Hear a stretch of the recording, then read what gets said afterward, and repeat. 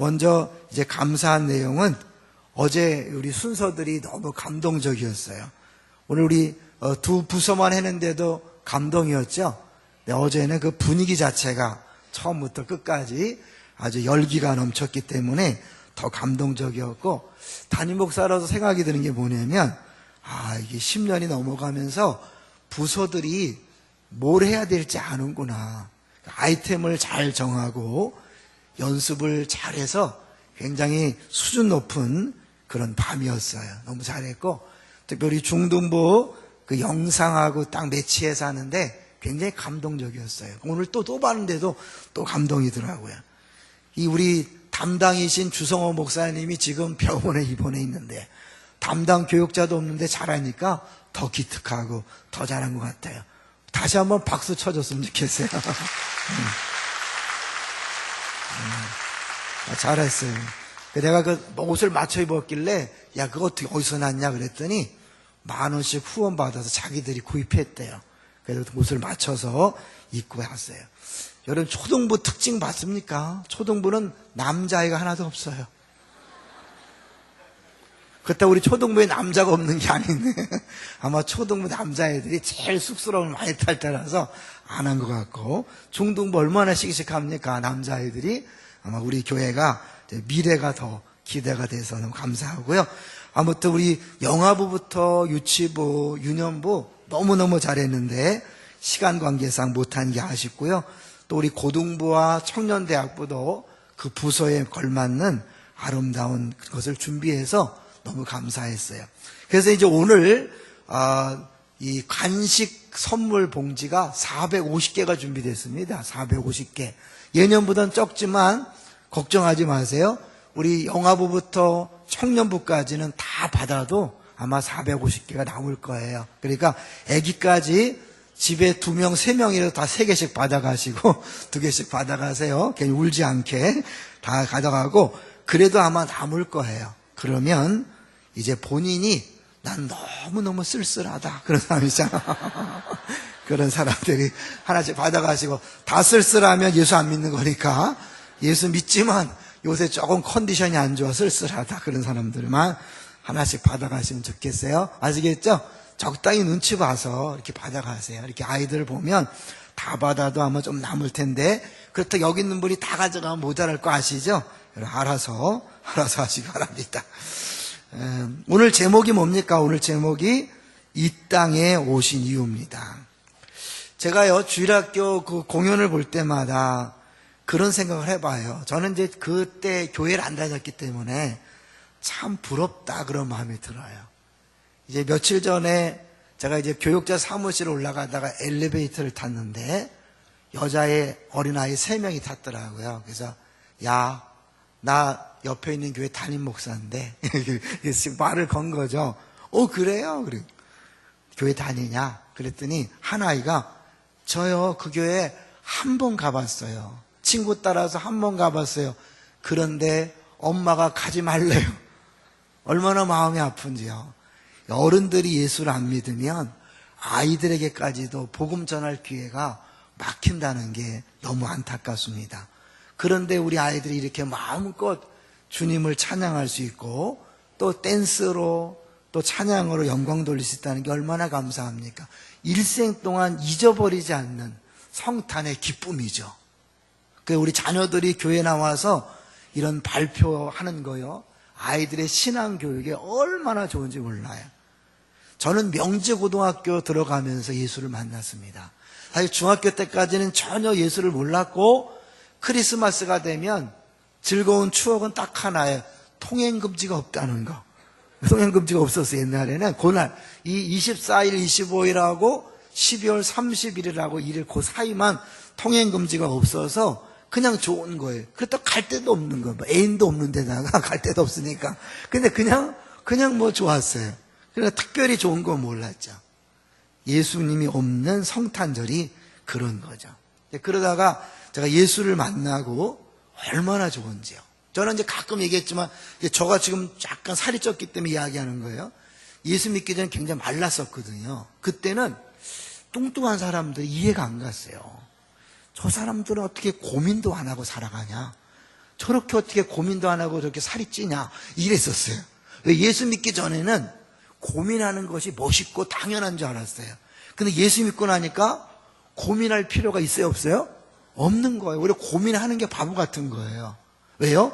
예수님이 이 땅에 오셔서 우리의 모든 고민을 해결해 주셨기 때문입니다. 할렐루야. 어떻게 해결해 주셨죠? 우리를 구원해 주셨다는 것은 우리의 고민과 염려와 걱정으로부터 해방시켰다는 거예요. 사실 우리 인생에 고민이 어디서 온 겁니까? 이 고민과 고난은 하나님으로부터 분리되어서 죄 때문에 하나님으로부터 끊어졌기 때문에 우리의 공급이 끊어져서 부족 현상이 나타나므로 고민과 염려가 생긴 거거든요. 그런데 예수님이 이 땅에 오심으로 다시 우리에게는 고민할 게 없어요. 그것을 오늘 본문에서는 아주 간단하게 얘기해 주는데요. 한번 볼게요. 이 고민이 해결된 이유가 뭐냐면 12절이에요. 12절. 1장 12절 한번 볼까요? 1장 12절 시작. 영접하는 자 곧 그 이름을 믿는 자들에게는 하나님의 자녀가 되는 권세를 주셨으니. 여러분, 하나님의 자녀가 된다는 게 뭐예요? 사실 이거는 어려운 말로 언약적인 개념이에요. 우리 주일날 봤던 다윗에게 내가 아버지가 되고 아들이 되겠다. 이거는 언약 개념이에요. 아버지가 되어서 자녀로서 모든 것들을 다 책임져 주겠다. 그러니까 우리가 예수 믿는 순간 하나님의 자녀가 되면 하나님이 내 인생의 모든 문제를 다 책임지는 거예요. 그러니까 고민할 필요가 없는 거예요. 이방인들, 예수님께서 마태 6장에 보면 이방인들과 너희들의 차이를 이야기해요. 거기서 말하는 이방인은 하나님을 모르는 사람 이방인이라면 우리들은 하나님 백성의 차이가 뭘까요? 이방인들이 염려하는 게 뭐예요? 무엇을 먹을까? 무엇을 마실까? 무엇을 입을까 염려하는 것은 누가 하는 일이라고요? 이방인들이 하는 일이다. 하나님을 아버지로 모시지 않는 하나님과 상관없는 사람들은 자기가 자기 인생을 책임져야 되니까 무엇을 먹어야 되지? 무엇을 마셔야 되지? 무엇을 입어야 되지? 일생 동안 그 고민과 염려하다가 끝나는 거예요. 이거는 더 나가서 어때요? 어느 고등학교를 가야 되지? 어느 대학교를 가야 되지? 어느 회사에 들어가야 되지? 누굴 만나서 결혼하지? 이 모든 고민 염려 연결되는 거예요. 내가 돈을 얼마나 벌어야 노후가 안전하지? 이 모든 것들은 다 누가 하는 거라고요? 이방인들이 하는 고민이라는 거예요. 그러면 예수 믿는 우리들은 왜 고민 안 해도 되죠? 너희 천부께서 이 모든 것이 너희에게 필요한 줄을 뭐한다? 아시느니라. 우리가 예수 믿는 순간 하나님의 자녀가 되면 이제 고아에서 부잣집으로 입양된 것처럼 이제는 먹는 거 마시는 거 걱정할 게 없는 사람이 되는 거예요. 믿습니까? 근데 아직도 고민하시는 분이 있죠? 아직도 염려하시는 분이 있죠? 뭐예요? 아직도 하나님 아버지가 자신의 아버지인지 모르고 자기가 스스로의 생활을 책임지려고 하기 때문에 그런 거예요. 남자분들 잘 들으세요. 여러분이 가정을 책임질 수 없습니다. 시간이 갈수록 더 늙어가면서 가정을 책임질 수 없어요. 제 나이가 57살인데요. 57살. 달라요. 이 나이가 죄송해요. 우리 어르신들 앞에서, 백발 어르신들 앞에 죄송한데요. 한 해 한 해가 달라요. 저 동산교회 34살에 왔어요. 아주 쌩쌩할 때 왔습니다. 제가 보기이라도 축구 잘합니다. 실력 있는 게 아니라 열심히 뛰어다녀요. 그런데 지금도 생각해도 그때 생각이 나요. 지금도 막 뛰고 싶어요. 우리 축구 선교회 가서 막 뛰고 싶어요. 골 넣었을 때 그 감격. 딱 볼에 한번 공이 딱 얹어서요. 쫙 빠져가서 골대 쏙 들어가면 얼마나 신나는지 몰라요. 그런데 그걸 해보시지만 잘 안 돼. 이제 무서워. 나가기가 무서워요. 다칠까봐. 내가 내 몸이 아니라서 무서워요. 근데 이게 사실은 우리가 시간이 갈수록 이 육신은요, 늙어져서 더 책임을 못 져요. 또 뭐 정년퇴직이 앞두고 있기 때문에 더 어렵잖아요. 그러나 걱정하지 마세요. 우리 가정은 누가 책임지는 거라고요? 하나님이 책임지는 거예요. 사춘기 자녀들 때문에 염려하지 마세요. 걱정하지 마세요. 제가 늘 얘기하죠. 안산동산학교에서요 7년간 중등부 애들 한 해에 수백 명씩 이렇게 입학하고 졸업하는 걸 봤어요. 정말 몇천 명을 만났죠. 7년 동안. 그런데 중학교 때 진짜 이상한 애들 많았어요. 쟤들이 지금 인간이 될까? 근데요, 시간이 지나면 다 멋진 애들이 됐더라고요. 지금 가끔 가서 이렇게 만나서 인사해 보면 제가 언제 저렇게 멋있어졌나? 그럴 정도로요, 다 하나님이 알아서 하세요. 믿습니까? 여러분의 자녀가 아니에요. 하나님의 자녀입니다. 주일학교, 사춘기, 아무리 말썽을 펴도 걱정하지 마세요. 그 말썽을 피는 걸 하나님이 쓰실 거예요. 그 방황한 것을 하나님이 쓰실 거예요. 그 문제 일으킨 것을 하나님이 쓰실 거예요. 하나님이 쓰시지 않을 거라면 허락하지 않았을 거예요. 우리의 모습이 그렇잖아요. 우리 때는 학창시절 때 잘했나요? 우리 앞에 앉아있는 이세진 집사님 어땠을 것 같아요, 여러분? 축구 선수 출신이거든요. 차범근 선수랑 축구했던 선수예요. 우리 알잖아요. 축구 선수들 학생 때 공부 안 하고 그 얼마나 엉터리였을까. 죄송해요, 집사님. 그러나 우리가 볼 때요, 여기 멀쩡하게 앉아있지만 과거 몇십 년 전을 들여다보면 정말 발랑 까졌다고 할 정도로 그렇게 이상한 짓 하는 사람 많이 있어요. 제가 성맥하다 보면요, 죽순이들이 한 4-5명 되더라고요. 죽순이 뭔지 아세요? 고고장에서 죽수져 있는 게 죽순이래요. 본인들 고백을 하는데 한 반 정도가 자기가 죽순이었대요. 근데 지금 얼마나 멋진 집사님들이 됐는지 알 수가 없어요. 누가 책임지는 걸까요? 하나님이 책임지는 줄로 믿습니다. 우리가 예수님이 이 땅에 오셔서 우리를 구원해 주셨다는 것은 그분이 우리의 아버지가 되셔서 우리의 모든 인생을 책임진다는 사실을 보여주고 있는 것입니다. 그래서 우리 성탄절에 단순히 예수님 오심을 기뻐하고 즐거워하는 것으로 끝나는 것이 아니라, 그래 맞아, 하늘 보좌를 버리시고 이 땅에 사람 몸을 입고 오신 이유가 뭐냐? 그 예수님을 영접하면 우리가 하나님의 자녀가 되는 복을 누리게 하기 위해서 하나님이 자기 아들을 보내는 희생을 한 것이고, 예수님이 하늘 보좌를 버리시고 도저히 될 수 없는 신이 인간이 된다는 건요, 말도 안 되는 거예요. 가장 낮아지는 거거든요. 그렇게 비참하게 낮아짐으로 말미암아 우리를 구원해 준 것이다 라는 사실을 기억함으로 다시 모든 고민과 염려와 걱정으로부터 자유케 되시기를 주의 이름으로 축원합니다. 오늘부터 인상을 펴시고 기대하세요. 하나님이 알아서 하세요. 죽이든지 말든지 주님이 알아서 하세요. 그런데요, 그분은 우리를 사랑하시는 분이에요. 자기 아들을 아끼지 않고 내어줄 정도로 사랑하시는 분이 우리를 대충대충 키우지 않아요. 나쁜 거 주지 않아요. 반드시 좋은 것만을 주십니다. 믿습니까? 근데 그 좋은 것이 우리의 수준으로 볼 때는 안 좋아 보일 뿐이죠. 그러나 그것은 좋은 거예요. 필요한 거예요. 하나님이 안산과 민족과 열방을 구원하기 위하여 필요해서 방황하고, 필요해서 가난하고, 필요해서 암에 걸리고, 필요해서 교통사고가 나고, 필요해서 고통을 당하는 거예요.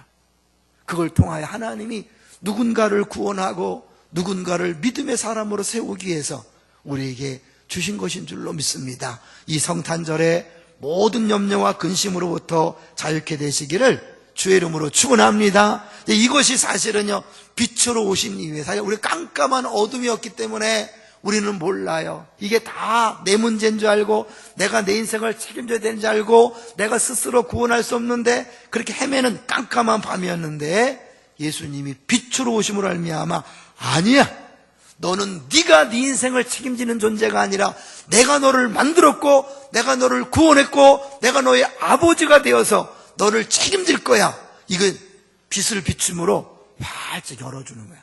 아, 이거였구나. 그랬구나. 우리 어머니가 예수 믿기 전에 미신을 철저히 믿었어요. 예수 믿고 나서 고백이 뭔지 아세요? 야, 예수 믿으니까 너무너무 편하더라.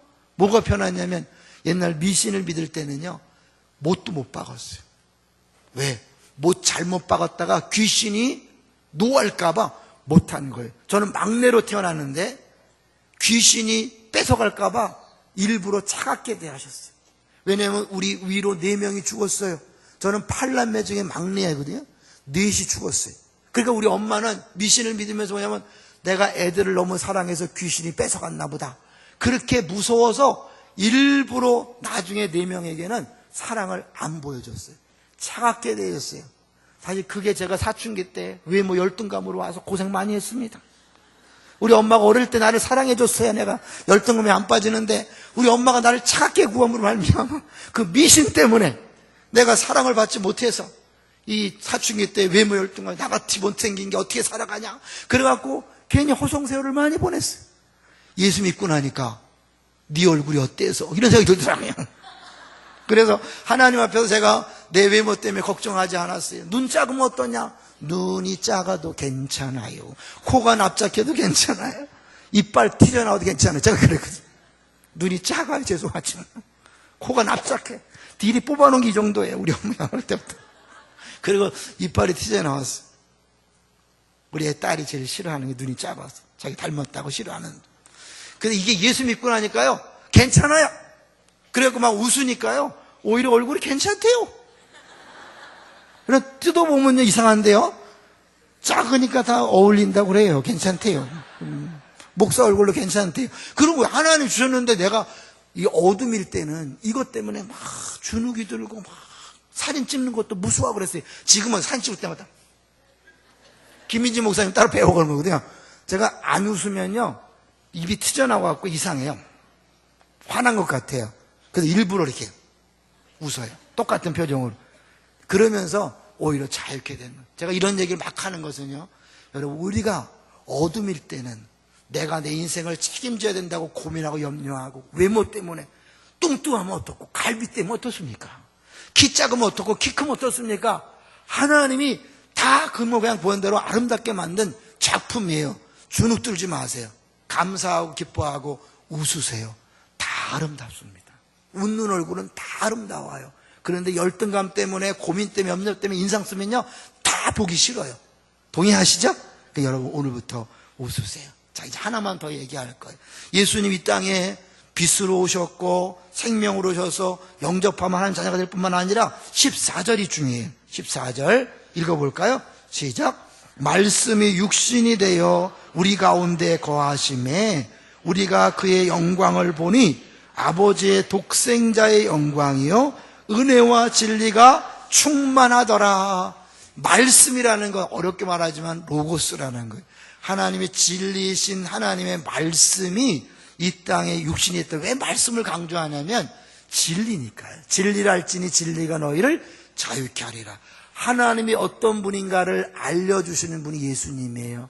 그분이 하나님이 어떤 분인가를 우리에게 보여주기 위해서, 그냥 하나님으로 오시면 우리가 못 만나고 무서워서 도망가니까 말씀 육신으로 변화되어서 온 거죠. 어제 우리 잠깐 말씀드렸어요. 오리가요 화살을 맞아서요 화살을 꽂힌 채로 막 다녀요. 안타까운 사람들이 그 오리를 구해주려고, 화살을 뽑아주려고 가까이 가면 도망가는 거예요. 어떻게 오리를 구할 수 있을까요? 어제 주일학교들 때문에 얘기했는데 어떻게 구할 수 있죠? 오리의 모습으로 변화돼야 돼요. 그래 오리가 무서워하지 않고 두려워하지 않고 가까이 와서 오리를 그 화살을 뽑아줄 수 있잖아요. 하나님이 하나님 모습으로 올 수가 없어요. 모세가 하나님 영광을 보여달라고 그랬을 때 안 된다. 넌 내가 보면 죽는다. 그래서 어떻게 해요? 뒷모습만 봤잖아요. 그 모세는 하나님을 볼 수 없었어요. 보고 싶었는데 볼 수 없었어요. 그런데 우리는 그 하나님을 다 보게 된 거예요. 어때요? 이 44절 보세요. 우리가 그의 영광을 보니 아버지의 독생자의 영광이요 은혜와 진리가 충만하더라. 예수님 때문에 우리 하나님을 완벽하게 알 수가 있는 거예요. 그 하나님을 심지어 요한일서에 보면 보고 듣고 만진다고 이야기해요. 하나님을 그냥 추상적으로 머리로 하는 게 아니에요. 내가 경험적으로 그분을 만져보고 듣고 말하고 교제하면서 계속해서 평생 하나님을 알아가는 거예요. 야, 우리 하나님이 이런 분이네. 이분이 나의 아버지네. 그런데 내가 뭘 걱정하지? 뭘 염려하지? 하나님이 누군지 모르니까, 그분이 얼마나 위대한지 모르니까, 그분이 얼마나 우리를 사랑하는지 모르니까 예수 믿고도 계속 염려하는 거예요. 계속 걱정하는 거예요. 계속 두려워하는 거예요. 그런데 하나님을 알면 알수록, 야, 하나님이 천지를 창조하시고 이 세상 역사를 주관하시는구나. 사실 김정은이가 이 세상을 주정하는 것이 아니라, 트럼프가 이 세상을 좌지우지하는 것이 아니라, 트럼프 뒤에 김정은 뒤에 하나님이 계시구나, 이 사실을 아는 순간 뭐예요? 두려워하지 않는 거예요. 전쟁의 소문이 나도 두려워하지 않을 수 있는 거예요. 왜? 하나님이 역사를 주관하십니까? 믿습니까?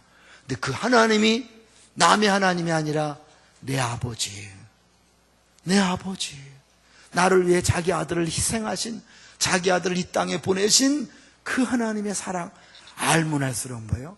마음속에 더 담대함이, 더 감사함이, 더 기쁨이 있는 거예요. 그래서요, 예수님은 이 땅에 오셨다가 싹 사라지는 게 아니라 어떻게 해요? 여기 보니까 우리 가운데 거하신다 그랬어요. 거하심이 뭘까요? 이거는 천막을 친다, 장막을 친다. 뭐가 생각이 나요?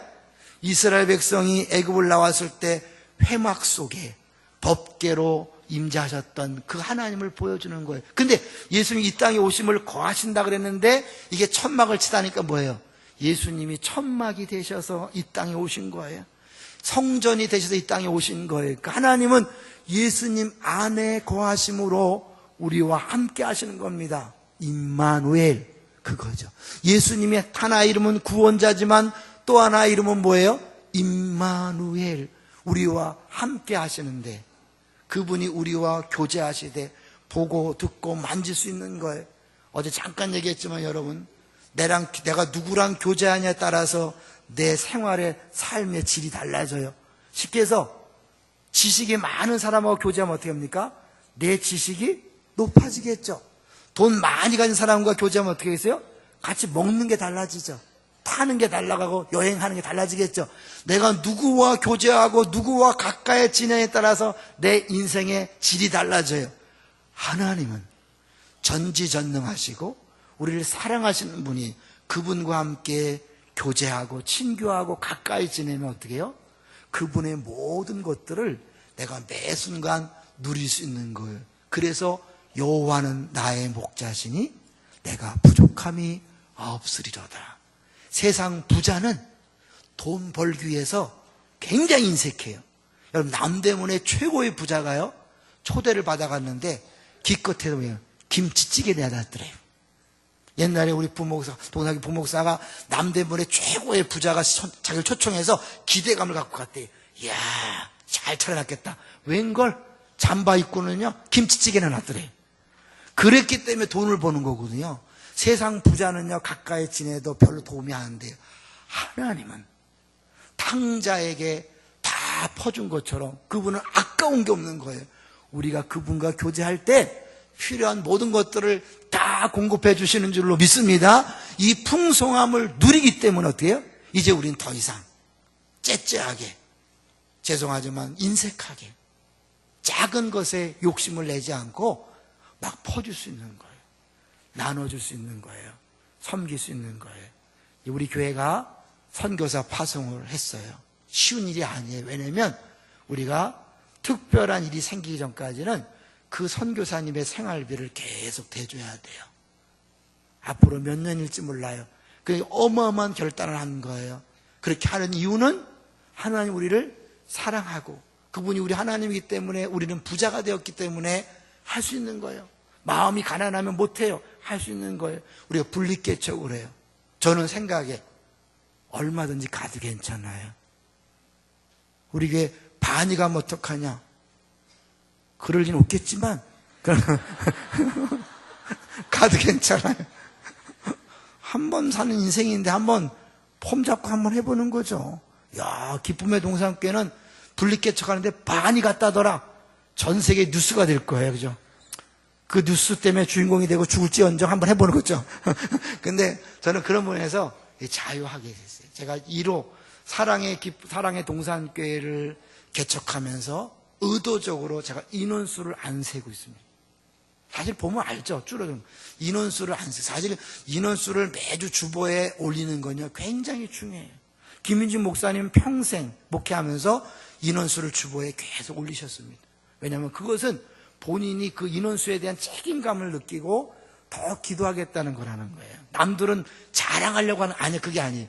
사실 인원수를 주보에서 빼는 순간 숫자에 대한 부담이 담임 목사뿐만 아니라 모든 부교육자들, 장로님들, 권사님들 다 자유해지기 때문에 인원수는 줄게 돼 있어요. 그리고 사실 분립개척을 하면서 살을 떼어주기 때문에 여러분, 우리가 생각할 땐 분립하면 부흥할 것처럼 보이지만 아니에요. 분립은 아픈 거예요. 살을 떼어주기 때문에 아픈 거예요. 그 아픔이 두고두고 계속 유지돼요. 그것을 감수하는 게 분립개척이에요. 우리 이혼하고 나면 부흥할 것이 아니에요. 부흥할 걸 기대하지 마세요. 아픈 거예요.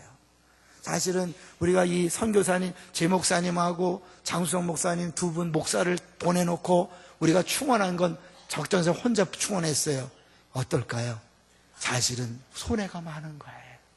그 몇 년 동안 준비하고 기도하고 섬겼던 그야말로 베테랑이 된 목사를 내보내고, 둘을 내보내고 전도사 하나를 세워놓고 교회 가볼 때 많이 힘들어요. 그러나 그것들을 할 수 있는 이유는 뭘까요? 하나님이 우리 아버지가 되시기 때문에 다 책임질 뿐만 아니라 그분과 계속 우리가 교제하기 때문에 그분의 풍성함이 우리의 풍성함이니 눈에 보이는 손해나 나눔이나 아픔이 문제가 되지 않는 거예요. 여러분, 그것이 세상의 빛이에요. 예수님이 이 땅에 빛으로 오신 다음에 뭐예요? 너희들이 세상의 빛이 되라. 이건 뭐예요? 우리도 예수님처럼 하늘보좌를 버리신 희생을 보여주는 거예요. 손해를 감수하는 걸 보여주는 거예요. 당신 왜 손해를 보냐? 왜 그렇게 피해를 기꺼이 감당하냐? 네, 이게 바로 하나님이 우리에게 베푸신 사랑의 모습이고 예수님이 이 땅에 오신 모습입니다 라고 이야기하는 거예요. 전도는요, 말로만 하는 게 아니에요. 어떻게 하는 거예요? 삶으로 보여주는 거예요. 내 삶에서 기꺼이 손해를 감수하는 거예요. 그래서 바보가 되는 거예요. 세상이 볼 때는 멍청이가 되는 거예요. 기꺼이 나눠주는 거예요. 살을 떼어주는 거예요. 그럴 때 진정한 복음이 복음되는 거예요. 성탄의 기쁨을 우리가 누리는 동시에 내가 가진 부요함과 풍성함을 나누지 않는다면 그 사람은 성탄을 모르는 거예요. 우리 분립개척의 아픔을 기꺼이 기쁨으로 받읍시다. 선교사 파송을 위한 그 아픔들을 기꺼이 기쁨으로 감당하십시다. 그뿐 아니라 여러분의 삶 현장에서 기꺼이 손해 보십시오. 과일 가게 가서 절대로 여러분 좋은 거 고르지 마세요. 콩나물 깎지 마세요. 그거 좀 이익 얻어서 우리가 헌금 더 많이 해봐야 주님 기뻐하지 않습니다. 그 몇십 원, 몇백 원에 목숨을 걸고 있는 그 작은 상인들, 노점상들, 그분들에게는 그것이 어마어마한 가치인데 우리에게는 그거 없어 살 수 있잖아요. 커피 막 10,000원씩, 몇천 원씩 막 마시면서 그거 콩나물 깎고 있고 그 막 애들이 없는 장사 어디 있어 그러면 막 깎으면 그건 기독교인이 아니. 내가 커피 한 잔을 덜 마셔도 사실은 내가 깎지 않는 거예요. 오히려 더 줄 수 있어야 돼. 저도 그거 잘 안 돼요. 왜? 이상하게 그 사람 그 작은 이익에는 이 목숨을 거는 인간이에요. 그렇지만 우리가 성탄절에 다시 한번 생각하는 거예요. 다시는 깎지 않으리라. 이를 악물고 기꺼이 더 주리라. 내가 썩은 사과를 구입하리라. 이렇게 하는 거 성탄절에. 그게 바로 뭐예요? 빛이에요. 그럴 때 또 다른 어둠이 물러가고 생명을 낳는 거예요. 이제 제가 마커스의 그가 이 땅에 오신 이유를 읽어드리고 마치려고 그래요.